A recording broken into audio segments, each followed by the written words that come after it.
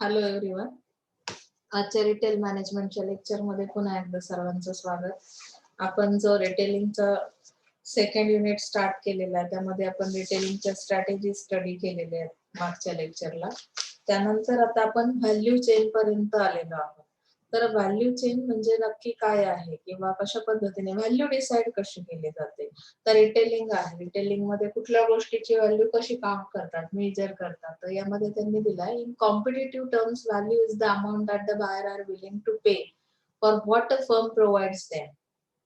म्हणजे इथे बायर्स जे आहेत, तर बायर्स कशा पद्धतीने पे करतात किंवा फर्म त्यांना नक्की काय प्रोव्हाइड करते त्यानुसार बायर्स काय करतात की त्याची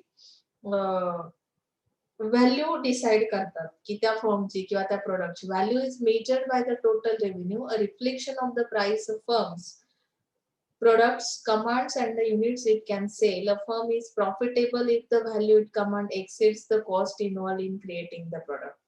फर्म प्रॉफिट मध्ये कधी असते if the value it commands exceeds the cost involve in creating the product. म्हणजे व्हॅल्यू जेव्हा त्याची जास्त असेल, कॉस्ट पेक्षा येणारी व्हॅल्यू कशी आहे, एक्सीड आहे म्हणजे जास्त आहे, मोर आहे, तेव्हा काय होते, फर्म प्रॉफिट मध्ये असते. Value instead of cost must be use in analysing competitive position since firms often deliberately raise their cost in order to command premium price through differentiation.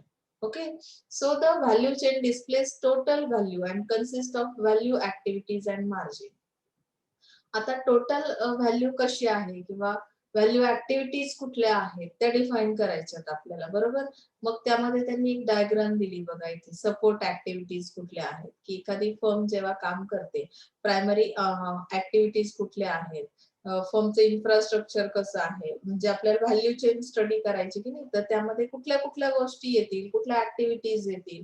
तर ह्युमन रिसोर्स मॅनेजमेंट आहे, technology development आहे, procurement आहे, inbound logistic, operations, outbound logistic. तुम्ही मागच्या सेमला जो logistic study केलात की नाही, पुन्हा एकदा तुम्हाला इथे डीप मध्ये एक्सप्लेनेशन दिलेलं आहे, पण ते बघणार आहोत पुढे. मार्केटिंग अँड सेल्स ह्या ऍक्टिव्हिटीज आहेत, प्रायमरी ऍक्टिव्हिटीज. सर्व्हिस कुठली आहे, मार्जिन किती तुम्हाला अपेक्षित आहे, यानुसार हे ज्या सपोर्ट ऍक्टिव्हिटीज आहेत या ज्या काही प्रोक्युरमेंट पर्यंत दिल्यात, फर्म इन्फ्रास्ट्रक्चर पासून, ह्या सपोर्ट ऍक्टिव्हिटीज आहेत. आणि प्रायमरी ऍक्टिव्हिटीज ज्या असतात फर्मच्या त्या मेन ह्या की ज्याच्यानुसार आपण व्हॅल्यू डिसाइड करू शकतो. Okay, so let us see primary activities. Inbound logistic activities associated with receiving, storing and discriminating inputs to the product.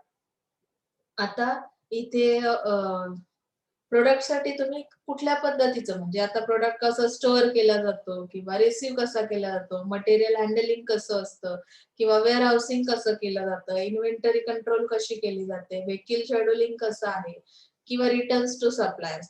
म्हणजे ह्या ज्या ऍक्टिव्हिटीज आहेत त्या इनबाउंड लॉजिस्टिक मध्ये येतात, बरोबर. मग त्यानंतर सेकंड जो पार्ट दिलेला आहे, operations activities associated with transforming inputs into the final product form. जे ऑपरेशन्स केल्यानंतर तुम्हाला फायनल प्रोडक्ट मिळणार आहे. फायनल प्रोडक्ट फॉर्म म्हणजे काय की इनपुट्स दिले, म्हणजे त्यामध्ये मटेरियल वगैरे तुम्ही ऍड केलं की तुम्हाला काय होतं की फायनल प्रोडक्ट मिळतो, such as machining, packaging, assembly, equipment maintenance, testing, printing and facility operations. हे सगळ्या गोष्टी तुमच्या ऑपरेशन्स मध्ये येतात. हे ऑपरेशन्स महत्वाचे आहेत ज्यामुळे तुम्ही व्हॅल्यू डिसाइड करू शकता.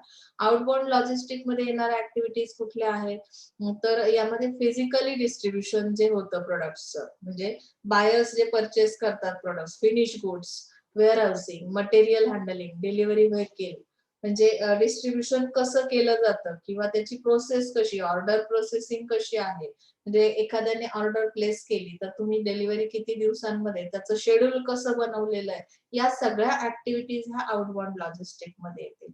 मार्केटिंग अँड सेल्स मध्ये काय येईल, activities associated with providing a means by which buyers can purchase the product and inducing them to do so. So, such as advertising, promotion, sales force, quoting, channel selection, channel relation, आपण हा सगळा part marketing मध्ये study केला. म्हणजे marketing आणि selling हा सुद्धा एक ऍक्टिव्हिटीज आहे. तर ह्या कशा पद्धतीने केल्या जातात यानुसार त्याची व्हॅल्यू ठरते. त्यानंतर आहे सर्व्हिस. तुमच्या सर्व्हिसेस कशा आहेत, म्हणजे आता आफ्टर सेल सर्व्हिस कशी आहे, रिपेअरिंग कसं आहे, ट्रेनिंग कसं दिलं जातं, सप्लाय कसा केला जातो किंवा प्रोडक्टची ऍडजस्टमेंट कशी केली जाते, हे सगळं तुमच्या या सर्व्हिस मध्ये येईल. आलं लक्षात? सपोर्ट ऍक्टिव्हिटीज कुठल्या आहेत, मग procurement. Procurement refers to the function of purchasing inputs used in the firm's value chain, not to be purchase themselves. Purchase inputs include raw materials. आता प्रोक्युरमेंट कुठल्या कुठल्या गोष्टीची केली जाते, पर्चेसिंग काय केलं जातं, तर raw material, supplies and other कन्झ्युमेबल items as well as assets such as machinery, laboratory equipment and buildings. म्हणजे बिल्डिंगसाठी लागणारं मटेरियल असेल, इन्फ्रास्ट्रक्चर रिलेटेड, किंवा त्यात मशिनरी असेल, लॅबोरेटरी इक्विपमेंट्स असेल, याचं पर्चेसिंग केलं जातं. मग हे जे इनपुट आहे हे तुम्ही कशा पद्धतीने अवेलेबल केलं किंवा हे आयटम्स कशा पद्धतीने परचेस केले, फर्मची व्हॅल्यू त्यानुसार सुद्धा तुम्ही. आता लो क्वालिटी मटेरियल जर तुम्ही घेत असाल तर काही उपयोग आहे का, त्यामुळे तुमची व्हॅल्यू कशी होणार आहे त्याच्यावर त्याचा इम्पॅक्ट होईल. टेक्नॉलॉजी डेव्हलपमेंट तुमची कशी आहे या प्रोसिजर मध्ये, technology such as procedures for dealing with vendors, qualification rules and information system. म्हणजे तुम्ही इथे कुठल्या इन्फॉर्मेशन सिस्टीमचा वापर करता, टेक्नॉलॉजी यामध्ये यासाठी कुठली वापरली जाते, तर ऍडव्हान्स टेक्नॉलॉजीचा वापर तुमची फर्म करते का, या गोष्टीचा इथे तुमचा रिलेशन आहे. ह्युमन रिसोर्स मॅनेजमेंट कसं केलं जातं, म्हणजे मॅनेजर्स आहेत किंवा ऑफिस मॅनेजर्स आहेत, सेल्स पर्सन्स आहेत, त्यांचे अपॉइंटमेंट कशा, चीफ एक्झिक्युटिव्ह ऑफिसर्स आहेत, तर यांचं सिलेक्शन कसं केलं जातं, म्हणजे recruitment and selection, training and development, हा HRM चा पार्ट इथे येतो. फर्मचं इन्फ्रास्ट्रक्चर कसं आहे, त्यामध्ये तुम्हाला ऍक्टिव्हिटी टाइप्स तुमचे कुठल्या टाइपच्या ऍक्टिव्हिटी तुम्ही करताय. आता within each category of primary and support activities there are 3 activity types that play a different role in competitive advantage. Direct activity. आता डायरेक्ट मध्ये कुठली ऍक्टिव्हिटी येते, in creating value for the buyer such as assembly, parts machining, sales force operation, advertising, product design आणि recruiting. म्हणजे ह्या direct activities आहेत ज्याचं ज्या काय करतात, इम्पॅक्ट करतात तुमच्या व्हॅल्यूवर. नेक्स्ट थिंग आहे इनडायरेक्ट ऍक्टिव्हिटीज.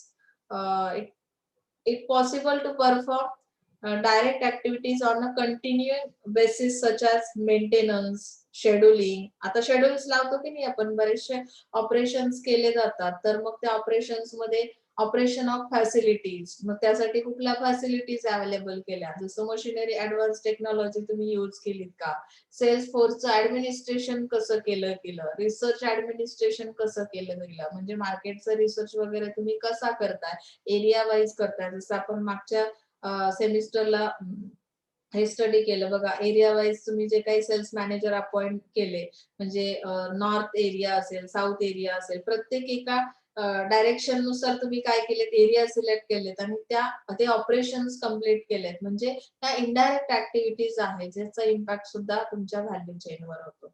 क्वालिटी अश्युरन्स तुमचं कसं आहे, क्वालिटी अश्युरन्स मध्ये जसं मॉनिटरिंग आहे, इन्स्पेक्टिंग आहे, टेस्टिंग आहे, रिव्ह्यूइंग आहे, चेकिंग आहे, ऍडजस्टिंग आहे किंवा रिवर्किंग आहे. ऍडजस्टमेंट कुठे केल्या जातात, क्वालिटी इम्प्रूव्ह करायची म्हणजे काय, की काहीतरी त्यामध्ये ऍक्टिव्हिटी केली जाईल आणि त्या ऍक्टिव्हिटी कुठल्या असतील त्या मॉनिटरिंग. आता जर मला वाटते की एखाद्या प्रोडक्टची क्वालिटी लो आहे, एखादी फर्म जेव्हा प्रोडक्शन करते, तर प्रोडक्शन करताना माझं मॉनिटरिंग ही जी काही ऍक्टिव्हिटी आहे ती कशा पद्धतीने राबवली जाते, याचा सुद्धा रिलेशन कशाशी येतो, क्वालिटी अश्युरन्सशी येतो किंवा व्हॅल्यू चेनशी येणार आहे. आता स्टोअर लोकेशन सिलेक्शन कसं केलं जातं. मला जर लोकेशन सिलेक्ट करायचं माझ्या रिटेलिंगच्या स्टोअरसाठी, तर त्यामध्ये दिलंय, this is because retailer can still change his merchandise mix, pricing strategy, promotional offers and so on, but it is very difficult for him to change location.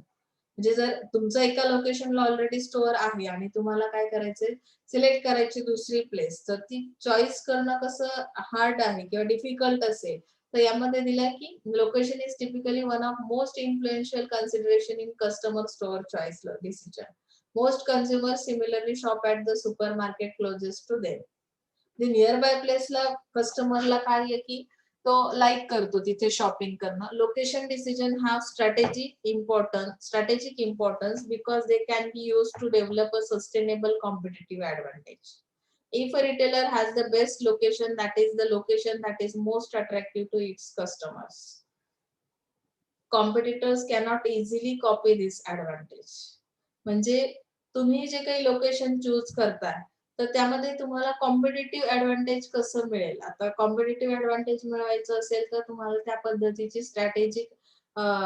Strategy use करणं खूप गरजेचं असणार आहे इथे. Location decision are risky. Typically, when retailers select a location, they either must make a substantial investment to buy and develop the real estate, or must commit to a long-term lease with developers. Retailers often commit to lease for 5 to 10 years or even more. The importance of retail location. त्याची importance काय आहे बघा. Customer convenience, कस्टमरला सोयीस्कर असली पाहिजे ती place. म्हणजे एक्झाम्पल मध्ये दिलंय grocery store, medical store. Sustainable competitive advantage तुम्हाला मिळालं पाहिजे.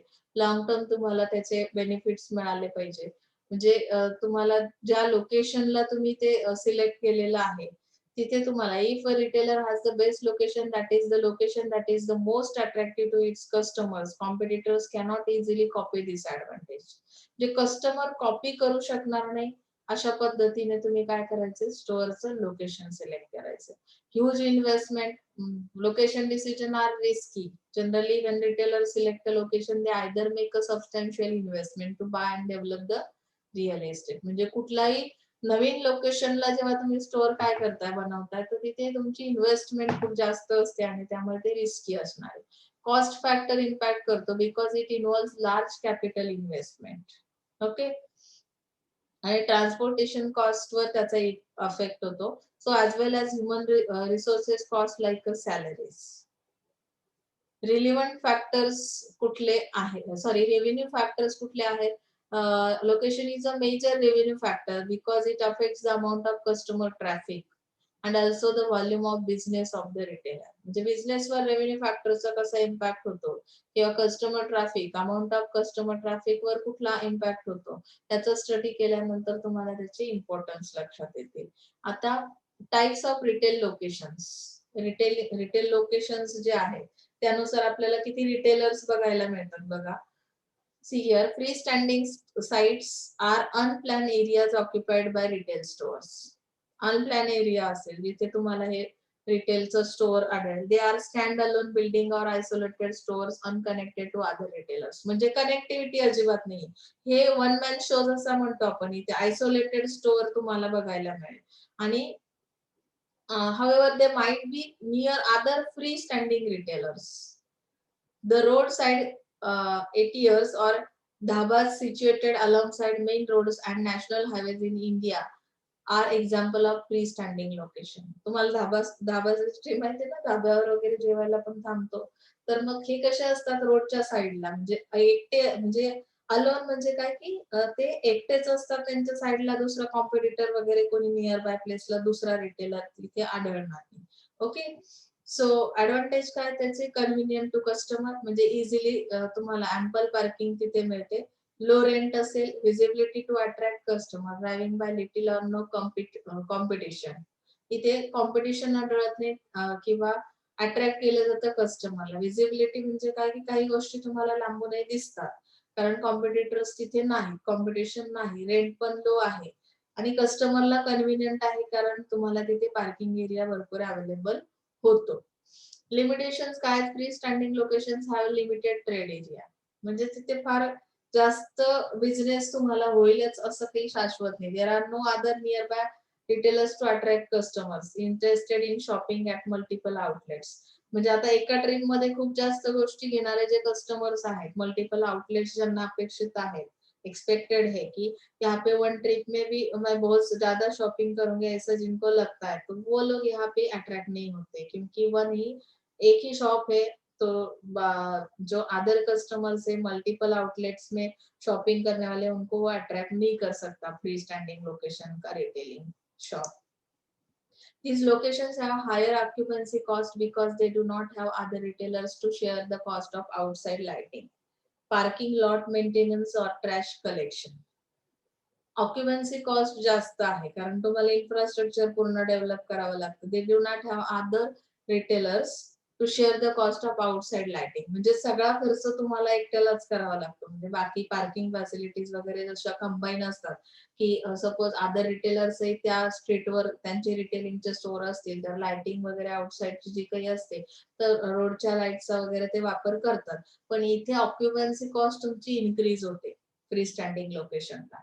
They generally have little pedestrian traffic. म्हणजे काय की तिथे वाहतूक कमी आहे त्यामुळे limiting the number of customers. म्हणजे तिथे जे काही वॉकिंग करणारे पर्सन्स आहेत किंवा ड्रायव्हिंग करणारे ते जेमतेम असणार आहेत, मिनिमम असतील. त्यामुळे तुम्हाला इथे जास्त आउटकम्स मिळतीलच असं नाही. If we consider city like Mumbai, no one will be willing to spend time and money on travelling to visit just one store. तर मुंबईचं तुम्हाला लाईफस्टाईल माहिती जनरली त्या कस्टमरकडे किती वेळ आहे आणि अशा एखाद्या स्टोअरला वन स्टोअरला फक्त व्हिजिट देणं त्यांच्यासाठी पॉसिबल नाही. टाइम ती जास्त स्पेंड करू शकत नाही किंवा ट्रॅव्हलिंगवर तेवढा मनी स्पेंड करू शकत नाही. त्यामुळे फ्री स्टँडिंग लोकेशनला हे डिसएडव्हान्टेज आहे. सिटी और टाउन लोकेशन मध्ये काय दिलंय बघा. In the 21st century some retailers are finding urban locations attractive. काही लोकांना वाटतं शहरात काय होतं की त्या लोकेशनला जर शॉप असेल तर अट्रॅक्टिव्ह बनू शकतं, particularly in cities that are redeveloping their down towns and surrounding urban areas. City locations have lower occupancy cost then enclose malls. जे बंद मॉल्स आहेत त्या कंपॅरिझनने जर बघितलं तर तुम्हाला सिटी एरियामध्ये जे लोकेशन अवेलेबल होतं रिटेलिंगसाठी तर ते कसं असणार आहे की लोअर ऑक्युपन्सी कॉस्ट तिथे असेल कारण बाकीच्या ज्या फॅसिलिटीज आहेत तुम्ही शेअर करू शकता. तिथे असणारे बाकी लाइटिंग वगैरे जसं आपण पाहिलं तर हे सगळं शेअर केलं जाऊ शकतं. And locations in central business district often have high pedestrian traffic during the day. म्हणजे इथे वाहतूक जास्त आहे, लोकांची ये-जा जास्त असल्यामुळे इथे काय होतं की दिवसा अशा पद्धतीचं एन्व्हायरमेंट असल्यामुळे vehicular traffic is limited due to congestion in urban areas. वाहनं जास्त जात नाहीयेत पण पायी चालणाऱ्या लोकांची संख्या रस्त्यावरून खूप जास्त असते सिटी किंवा टाउन मध्ये त्या लोकेशनला. So and parking problems reduce consumer convenience. Parking problems कमी केले जातात अशा एरियामध्ये. Unlike free standing locations, store signage can be restricted in these locations. Okay. So young professionals are moving into these areas to enjoy the convenience of shopping, restaurant, entertainment near where they live. Some of the common city locations are. आता city लोकेशनला काय काय असतं किंवा कुठल्या टाईपचं तुम्हाला services मिळू शकतात तर त्यासाठी त्यांनी एक्झाम्पल्स दिले. सेंट्रल बिझनेस डिस्ट्रिक्ट तुम्ही बघू शकताय.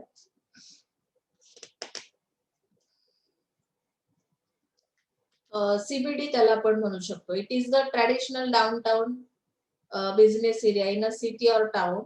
म्हणजे शहरामध्ये असेल एखाद्या. Due to its daily activity it draws many people and employees in to the area during business hours. म्हणजे सीबीडी हा जो एरिया असतो इथे भरपूर लोकांची जा-ये असते किंवा या एरियामध्ये एम्प्लॉईज जे आहेत तर त्यांच्या ज्या डेली ऍक्टिव्हिटीज आहेत. Suppose example Colaba causeway linking road in Bandra. तर इथे हा सीबीडी एरिया आहे. इथे तुम्हाला जास्त प्रमाणात काय मिळेल की डेली ऍक्टिव्हिटीज पीपल्सच्या तुम्हाला बघायला मिळतील. CBD is also the hub for public transportation. Public ट्रान्सपोर्टेशनचा हा area. There is a high level of pedestrian traffic. म्हणजे पायी चालणाऱ्यांची संख्या इथे खूप जास्त आहे सीबीडी एरियामध्ये. They also have large number of residents living in the area. म्हणजे तिथे राहणाऱ्या लोकांची संख्या पॉप्युलेशन खूप जास्त आहे. However limited parking and longer driving times can discourage. म्हणजे लिमिटेड पार्किंग एरिया अवेलेबल होतो. लॉंगर ड्रायव्हिंग तुम्हाला इथे करावी लागत नाही व्हिजिट करताना सीबीडी एरियामध्ये एखाद्या शॉपला. And shoplifting is also concern requiring increased security cost and or inventory losses. Finally, unlike shopping centers, आता यामध्ये one block may contain upscale boutiques and the next may be populated with low income housing, and this means consumer may not have access to enough interesting retailers that they can visit in one shopping trip.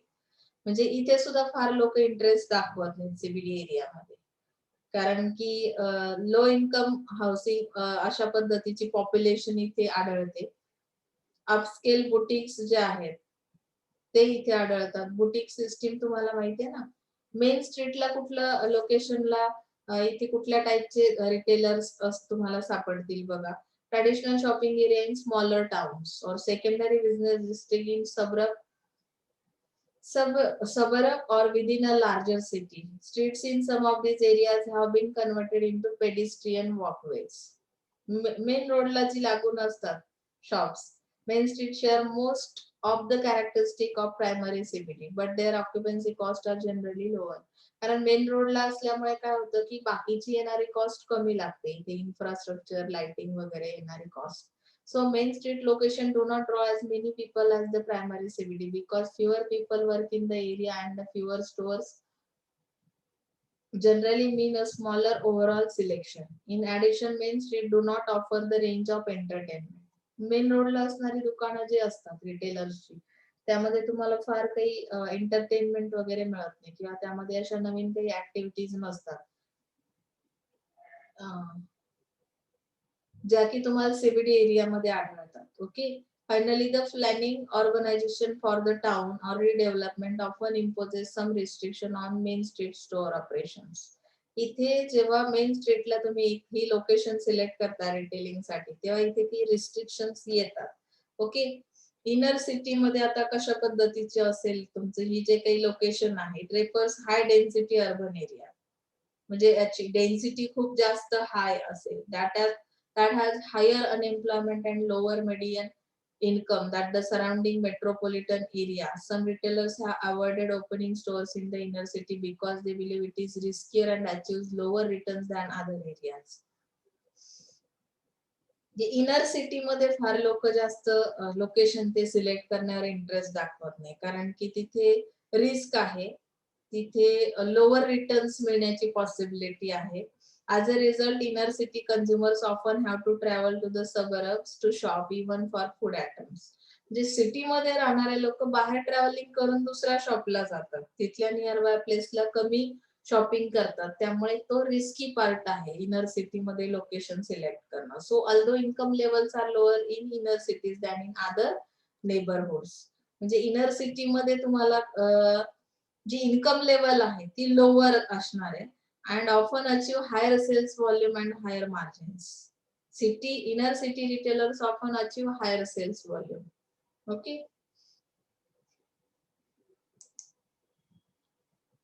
Second part आहे तो destination location. आता destination location वर shopping centres आहेत काही. Shopping centre is a group of retail and other commercial establishment. Generally ह्या सगळ्या theme तुम्हाला माहितीच्या आहेत, तुम्ही इथे जाऊन शॉपिंग पण केलेलं आहे, त्यामुळे आपण जरासं स्पीड मध्ये जातो. त्याचं कारण असं की शॉपिंग सेंटर म्हणजे काय हे अगदी तुम्ही लहान नाही आहात, तुम्ही कॉलेजचे स्टुडंट आहात, तुम्हालाही ते माहिती आहे, पण जनरली यामध्ये काय काय एक्सप्लेन केलंय मी तुम्हाला एक ओव्हरव्ह्यू देण्याचा प्रयत्न करते. Okay. So listen. Shopping center is a group of retail and other commercial establishments that are planned, developed, owned and managed as a single property.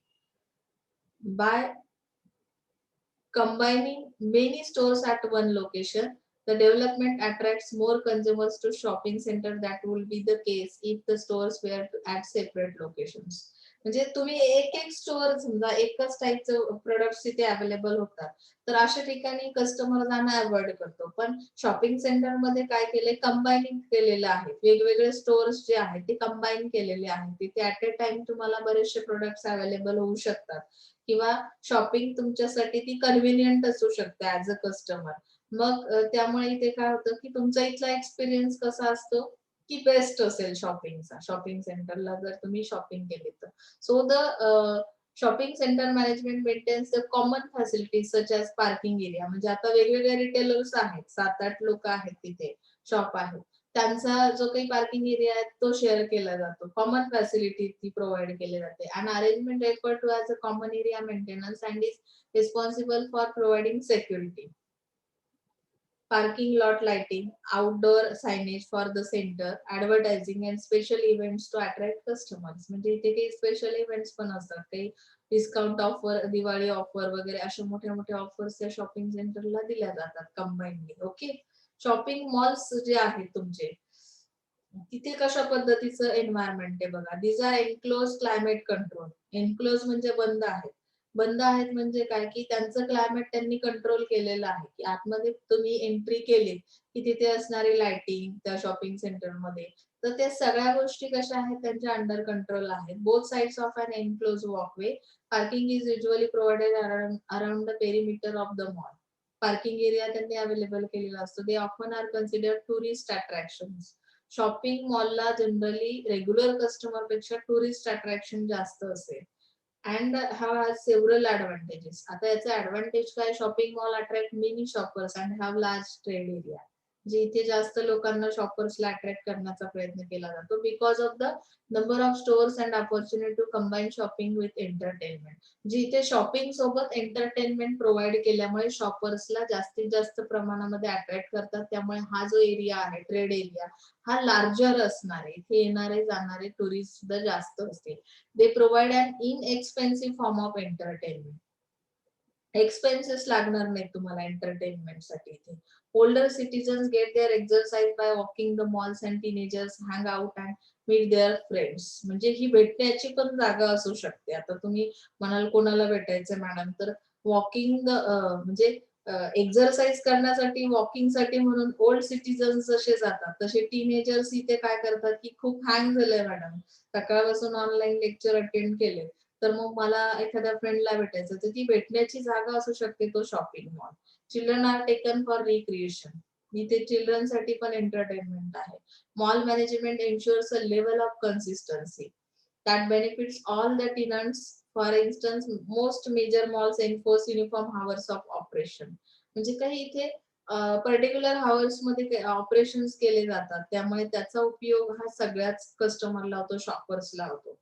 आता डिसएडव्हान्टेज सुद्धा असतात प्रत्येक गोष्टीचे. शॉपिंग मॉलचे डिसएडव्हान्टेज दिलेत. Mall occupancy cost are higher than free standing sites.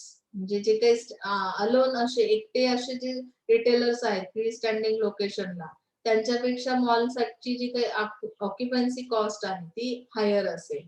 Some retailers may not like mall management control of their operation such as strict rules governing window display and signage. प्रत्येक गोष्टीसाठी strict rules असल्या कारणामुळे mall management जे काही आहे ते प्रत्येकालाच आवडेल असं नाही इथे शॉपिंग करणं. Competition within the mall can be intense. Several speciality and departmental stores might sell very similar merchandise and be located in a close proximity. Okay.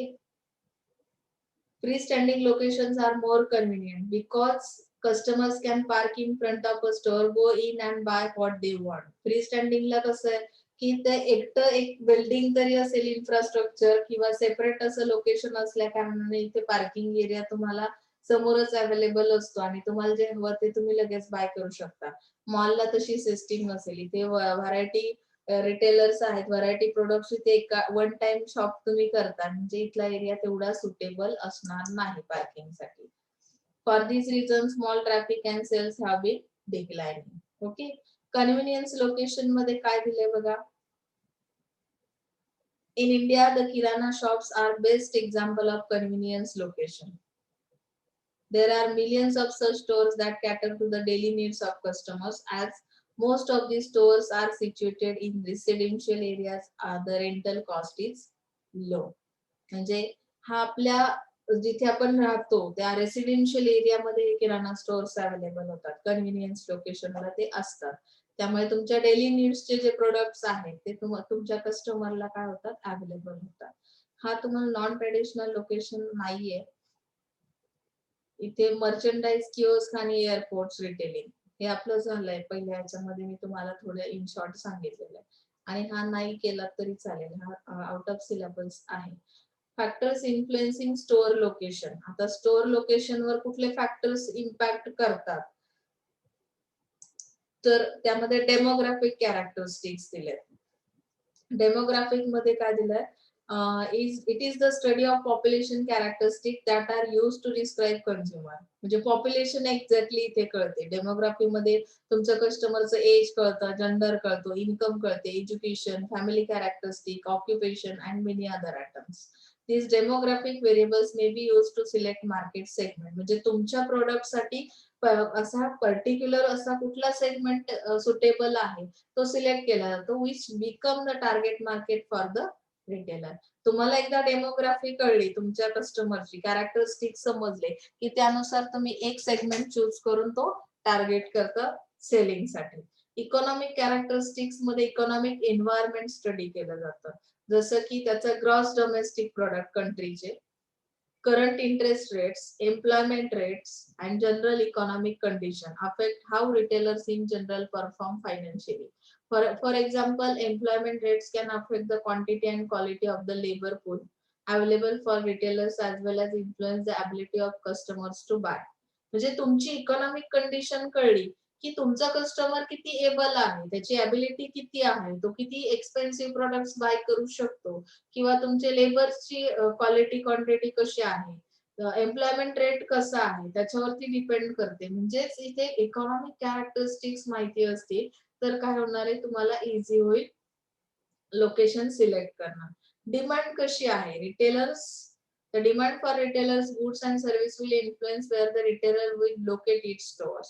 जे लोकेशन कुठलं आहे त्यावर डिपेंड करते डिमांड तुमची कस्टमरची.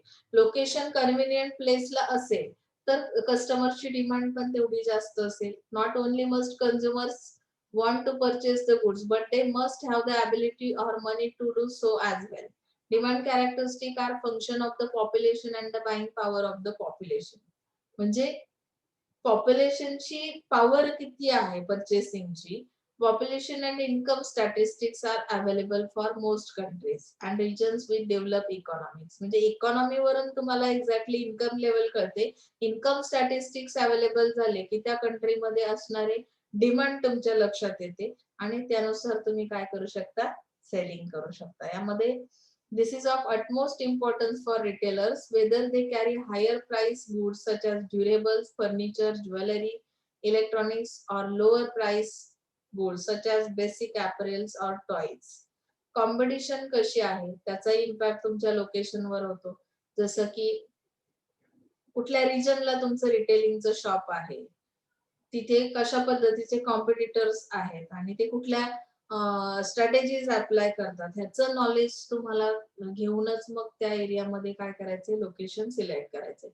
इन्फ्रास्ट्रक्चर कसं आहे, म्हणजे त्यामध्ये बेसिक इन्फ्रास्ट्रक्चरची जी फ्रेम आहे, retailers require some form of channels to deliver the goods और सर्व्हिसेस टू देअर डोअर्स. म्हणजे ज्या एरियामध्ये ज्या लोकेशनला तुम्ही ते रिटेलिंगचं स्टोअर ठेवणार आहात तिथून तुमच्या सर्व्हिसेस गुड्स कशा पद्धतीने डिलिव्हर केल्या जाऊ शकतात, कुठल्या इन्फ्रास्ट्रक्चरच्या फॅसिलिटीज तिथे अवेलेबल आहेत. म्हणजे जसं डिस्ट्रीब्युशन साठी हायवेज आहेत, रोड्स आहेत, ब्रिजेस आहेत, रिव्हरवेज आहेत की रेल्वेज आहेत. म्हणजे हे इन्फ्रास्ट्रक्चर किती डेव्हलप आहे त्यानुसार लोकेशन सिलेक्ट तुम्ही करू शकता रिटेलिंग मध्ये. Shopping behaviour of consumers in retailers target market. आता शॉपिंग बिहेवियर कसं आहे कस्टमरचं. Convenient shopping. आता हे 3 प्रकार जे आहेत ना ते खूप मस्त त्यांनी एक्सप्लेन केलेत बघा, तुम्हाला लक्षात येईल. कन्व्हिनियंट शॉपिंग मध्ये काय केलं जातं की ही जी सिच्युएशन आहे, they are primarily concern with minimizing their effort to get the product और सर्विस दे वांट.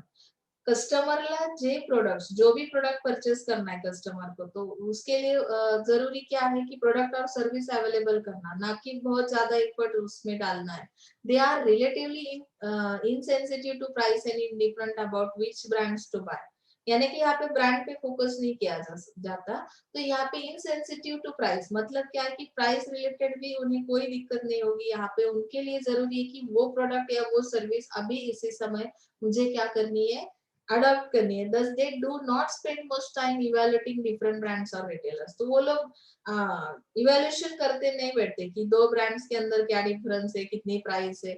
उनके लिए कन्वीनियंस शॉपिंग होना बहुत जरूरी है. Example of convenience shopping situation are getting a cup of coffee during the work break. अभी मेरा office जिस लोकेशन पे, वहां पे जो अवेलेबल होगा कॉफी सेंटर, वहीं से मैं क्या करूंगी, वो कॉफी की मेरी जो नीड है, रिक्वायरमेंट है, वो कंप्लीट करूंगी. मैं यहाँ पे ब्रांड वगैरह के बारे में नहीं सोचूंगी. जितना जिस टाइम में, जिस सिचुएशन में मुझे जिस प्रोडक्ट की जरूरत है, वो नियर बाय प्लेस पे अवेलेबल होना चाहिए. जैसे कि buying gas for a car और buying milk for a breakfast in the morning. Morning session में भी हम बहुत दूर तक ढूंढते नहीं जाते कि कौन सा मिल्क लेना है. नियर बाय प्लेस पे जो अवेलेबल होगा, that is called convenience shopping. हम कंपैरिजन शॉपिंग के अंदर कस्टमर का बिहेवियर किस तरह का है, इस सिचुएशन में कस्टमर प्रोडक्ट और सर्विस रिलेटेड क्या करता है कि कंपैरिजन करता है दो ब्रांड्स के बीच, कौन सा ब्रांड कितना अच्छा है, हमारे लिए बेटर कौन सा होगा. तो इसके अंदर जो प्रोडक्ट्स आते हैं, शॉपिंग बिहेवियर जहाँ पे हम स्टडी कर सकते हैं. तो फर्नीचर जैसे प्रोडक्ट्स है, मुझे फर्नीचर बनवाना है, तो मैं दो तीन चार लोगों के साथ क्या करूंगी, दो तीन चार जो भी अवेलेबल है वहां पे रिटेलर्स, उनके साथ कंपैरिजन करने के बाद में मेरे लिए सुटेबल कौन सा है, मेरी इनकम लेवल क्या है, मेरे डिजायर्स क्या है, उसके हिसाब से मैं क्या करूंगी, परचेस करूंगी. तो यहाँ पे कंपैरेटिव शॉपिंग किया जाता है. स्पेशलिटी शॉपिंग के लिए लोकेशन मैटर नहीं करता है. वो किसी भी लोकेशन पे अगर रहा रिटेलर, तो भी हम वहां पे जाके क्या कर सकते हैं, परचेसिंग कर सकते हैं. यानी कि स्पेशलिटी स्टोर्स के लिए लोकेशन या डेस्टिनी, डिस्टेंस कितना है, वो मैटर यहाँ पे नहीं करता. So when consumer go speciality shopping, they know what they want and will not accept a substitute. उनके लिए सब्स्टिट्यूट जरूरी नहीं है. उनके लिए जो चाहिए स्पेशलिटी, अगर मुझे केक चाहिए, किसी के बर्थडे सेलिब्रेट करना है, तो जो केक जिस फ्लेवर में मुझे अवेलेबल करना है, जिस स्पेशलिटी शॉप से लेना है, मैं वहीं पे जाऊंगी, ना कि मुझे कोई सब्स्टिट्यूट चाहिए. अगर मेरे फेवरेबल ऐसा प्रोडक्ट अवेलेबल नहीं है, तो मुझे कोई और प्रोडक्ट भी नहीं चाहिए. इतना जो कस्टमर है वो कैसा रहता है यहाँ पे की स्ट्रॉंगली, जसे बोलते ना, ज्याला आपण म्हणतो की स्ट्रॉंग त्याची अशी हे असेल की मला वॉन्ट ज्याला आपण म्हणतो, स्ट्रॉंग डिमांड ज्याला म्हणू शकतो, की त्या पद्धतीचं तो शॉपिंग करेल. Okay. Density of target market. अभी यहाँ पे पॉपुलेशन कितना है, टारगेट किया हुआ मार्केट कौन सा है, पीपल्स कितने हैं, तो कन्वीनियंट है उनके लिए वो स्टोर. तो वो क्या होगा कि यहाँ पे डेंसिटी बहुत ज्यादा रहेगी, पॉपुलेशन बहुत ज्यादा होने की वजह से क्या होगा, यहाँ पे सेलिंग ज्यादा हो सकता है. Uniqueness of retail offering. तो आप लोग यहाँ पे यूनिकनेस कौन सी, किस तरह से ज्याला आपण म्हणतो ना, काहीतरी युनिक आहे या सर्व्हिस मध्ये, रिटेलच्या ऑफर्स ज्या आहेत, तर मग तुम्ही इथे काय प्रोव्हाइड करू शकता, की बाकीचे रिटेलर सेलिंग करतात, मग माझ्याकडे वेगळं असं युनिक असं काय आहे, की मर्चंडाइज असॉर्टमेंट जे आहे ते बघू शकता, किंवा स्टोअरचा ऍटमॉस्फिअर कसं आहे. जसं आपण मागच्या याच्यामध्ये स्टडी केलं की नाही, एका लेक्चरला मी सांगितलं की तिथे येणारा स्मेल कसा आहे, ऍटमॉस्फिअर मध्ये तुम्ही लाइटिंग कशी केलेली, कलर कॉम्बिनेशन कसं आहे, तुमचे प्रोडक्ट्स कशा पद्धतीने डिस्प्ले केले जातात, त्याची अरेंजमेंट कशी आहे, त्याचा इम्पॅक्ट ओव्हरऑल कस्टमरवर कशा पद्धतीने होतो. तर या सगळ्या गोष्टी इथे युनिकनेस मध्ये येतात. Customer will travel to wherever the store is located and its location will become a destination. Okay. जिथे ते प्लेसला, ज्या लोकेशनला असेल ते स्टोअर, तिथे ते जातात, कारण तिथे युनिक ऑफर्स प्रोव्हाइड केल्या जातात रिटेलर्स कडून. So HRM in retail. तर एचआरएम हा जो पार्ट आहे, त्याचं सिग्निफिकन्स त्यांनी मेन्शन केलेत बघा इथे, की एचआरएम मध्ये काय केलं जातं. Human resource management is particularly important in retailing because employees play a major role in performing its critical business functions. जो भी कुछ होता है फर्म के लिए, फर्म का प्रोडक्शन है या कोई भी ऑपरेशन है, वो कंप्लीट करने के लिए आपको कौन सा सोर्स चाहिए, तो ह्यूमन रिसोर्स चाहिए. तो ह्यूमन रिसोर्स ये रिस्पॉन्स, जो भी एक्टिविटीज करता है, उनका जो भी परफॉर्मेंस है, उसका डायरेक्टली इम्पैक्ट आपकी आउटपुट पे, यानी कि जो रिटर्न्स आपको मिलने वाले फर्म्स को, तो उस पे होता है. तो यहाँ पे in manufacturing firms capital equipment यानी कि machinery, computer system, robotics often is used to perform the job employees once did, but retailing and other service businesses remain labour intensive. Retailing में तो लेबर इंटेंसिव है, retailing की जो भी system है या सर्विसेज प्रोवाइड किए जाते हैं, यहाँ पे एम्प्लॉयज का होना बहुत पॉसिबल है, retailer still rely on people to perform the basic retailing activities. अभी कौन से पीपल्स के लिए या एम्प्लॉयज के लिए किस तरह का वर्क रहता है, तो यहाँ पे उन्होंने मेंशन किया कि किस तरह के एक्टिविटीज परफॉर्म किए जाते हैं। So buying, displaying merchandise and providing service to customers. तो नेक्स्ट इसमें बताया primary objective of human resource management is to build a basis for a sustainable competitive advantage. अभी ह्यूमन रिसोर्स मैनेजमेंट क्या करता है, आपको सस्टेनेबल कॉम्पिटिटिव एडवांटेज प्रोवाइड करता है। तो ये जो एडवांटेज मिलने वाला है, whereas employee productivity is directly related to the retailer short term profits. Other measures of employee attitude such as job satisfaction. तो एम्प्लॉय के लिए क्या होना जरूरी है, जरा मुझे करना है ह्यूमन रिसोर्स मैनेजमेंट करना है, तो मुझे एम्प्लॉय को सेटिस्फाई करना है, उनके लिए कुछ कमिटमेंट्स देने, एम्प्लॉय का एटीट्यूड जो भी है वो मेजर करना है, how the important effects on the long term performance of the retailer. Retailer के लिए जो भी आप जो भी परफॉर्मेंस देने वाले हो एज ए रिटेलर, जो भी सर्विस आप प्रोवाइड करने वाले हो कम्युनिटी के लिए या टारगेट किए हुए मार्केट के लिए, तो यहाँ पे आपको ह्यूमन रिसोर्स मैनेजमेंट करना बहुत बहुत जरूरी हो सकता है। ओके, सो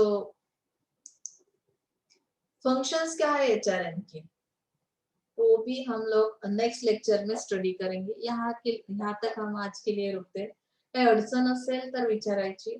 खूप इझी आहे हा सेकंड युनिट, त्यामुळे आपण थोडस स्पीड मध्ये जातोय। So thank you so much.